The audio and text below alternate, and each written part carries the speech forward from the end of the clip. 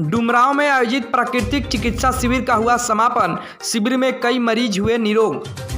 डुमरांव नगर के जगदीश पैलेस में चल रहे मुफ्त प्राकृतिक चिकित्सा शिविर का मंगलवार को समापन हो गया। शिविर में पंजाब के भटिंडा के रहने वाले प्राकृतिक चिकित्सा रोग विशेषज्ञ संत जगदीश मुनि आचार्य मुख्य रूप से अपने सहयोगियों के साथ आए हुए थे, जहां उन्होंने हजारों मरीजों का निःशुल्क इलाज किया। इस समापन समारोह में मुख्य अतिथि के रूप में भाजपा के प्रदेश उपाध्यक्ष मिथिलेश कुमार तिवारी उपस्थित हुए, जहां उन्होंने स्वर्गीय जगदीश जायसवाल के तैलचित्र पर पुष्पांजलि करके कार्यक्रम का शुभारंभ किया। वहीं प्रदेश उपाध्यक्ष ने कहा कि संत जगदीश मुनि ने जो प्राकृतिक चिकित्सा पद्धति का अभियान चला रखा है, हमारे भारत देश के लिए काफ़ी महत्वपूर्ण है। उन्होंने कहा कि आज के नौजवानों का यह प्रेरणा स्रोत बने हुए हैं। वहीं संत जगदीश मुनि ने कहा कि डुमरांव व इसके आसपास के क्षेत्र के लोग काफ़ी अच्छे हैं। इनका स्नेह और प्यार हमें काफ़ी प्रभावित किया है। इस दौरान स्वर्गीय जगदीश मेमोरियल के ट्रस्टी प्रदीप जायसवाल के द्वारा शिविर में दिन रात सेवा देने वाले लोगों को मोमेंटो देकर सम्मानित किया गया। पंजाब से चल करके और स्वामी जगदीश जी मुनि यहाँ पधारे हैं, जिनकी पूरी टीम ने यहाँ हजारों लोगों की चिकित्सा की है। और यह मैं अपील करना चाहूँगा आपके माध्यम से, बिहार के हर ज़िले में स्वामी जी से समय लेकर के, इनका समय बड़ा ही व्यस्त रहता है, पूरे देश में भ्रमण करते हैं, इनका समय लेकर के इस प्रकार के अभियान को शुरू करना चाहिए। और मैं चूँकि यहाँ आया हूँ, मुझे प्रदीप जी बुलाते नहीं तो मैं शायद इसमें शामिल नहीं हो पाता। इसके लिए मैं प्रदीप जी का बहुत आभारी हूँ। और मैं तो स्वामी जी से स्वयं प्रार्थना करूँगा कि स्वामी जी हमारे जन्म स्थान पर भी आप चलिए, इस प्रकार का अभियान हम लोग करेंगे। ये प्रदीप जी का घर है और हमारा जो जिला है वो भी इन्हीं का घर है। इस नाते हम लोग इस अभियान को तेज करेंगे। हम सभी लोगों से अपील करेंगे कि इस प्राकृतिक चिकित्सा के लिए जितना श्रम हो सके, जितना समय हो सके और जितना अपने आप को उसमें समर्पित करके करने की ज़रूरत है, यह हमारे देश को बहुत बड़ी ताकत देगा।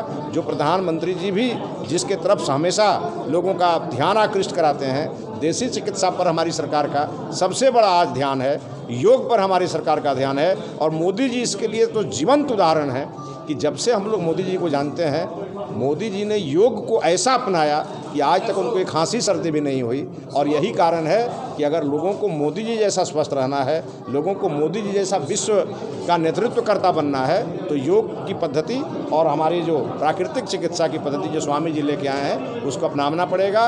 और यह बक्सर के डुमरांव में प्रदीप जायसवाल जी ने अपने पिताजी की स्मृति में और उनके आत्मा की शांति के लिए और उनके प्रार्थना के लिए प्रति वर्ष जो हजारों लोगों की दुआएं इनको मिल रही है, सचमुच इनके पिताजी स्वर्ग में से देख रहे होंगे कि कितना पुण्य काम इन्होंने किया है। इसलिए ऐसा काम सबको करना चाहिए।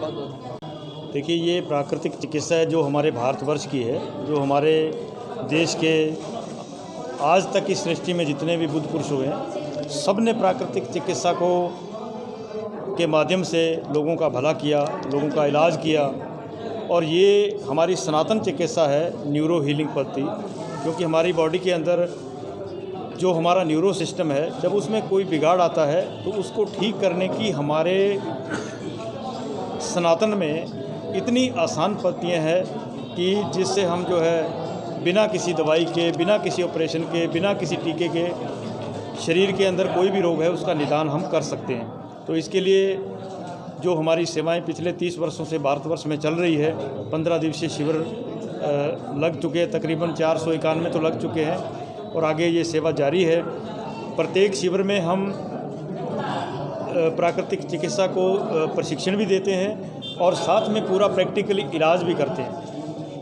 प्रतिदिन हमारा 10 घंटे जो है चिकित्सा की सेवा जो है वो रेगुलर हम अपने हाथों से तो करते ही करते हैं। इसके साथ जो हमारे युवा बच्चे हैं, जो कि एक तो योग सीखते हैं, दूसरा प्राकृतिक चिकित्सा सीखते हैं, तीसरा उनका स्वास्थ्य सही रहता है, चौथा उनको अच्छे संस्कार मिलते हैं ताकि वो किसी गलत प्रवृत्ति में ना पड़ें। जैसे आजकल नशे का बहुत दौर चल रहा है, खास करके पंजाब में भी चल रहा है, तो उससे भी बचें। उनको अगर अच्छा ये सीखने को मिल जाए, अच्छा संस्कार मिल जाए, अच्छा गुण मिल जाए, तो वो हमारे देश के बहुत अच्छे से अच्छे नागरिक बन सकते हैं और हमारे देश का जो करोड़ों अरबों रुपया प्रतिदिन दवाइयों पे लग रहा है, वो हमारा बच सकता है और हम बिना दवाई, बिना किसी ऑपरेशन के जो है स्वास्थ्य लाभ ले सकते हैं। इसके लिए हम पूरा वर्ष शिविर लगाते रहते हैं, कुछ भी नहीं लगता। सरकार से मेरा यही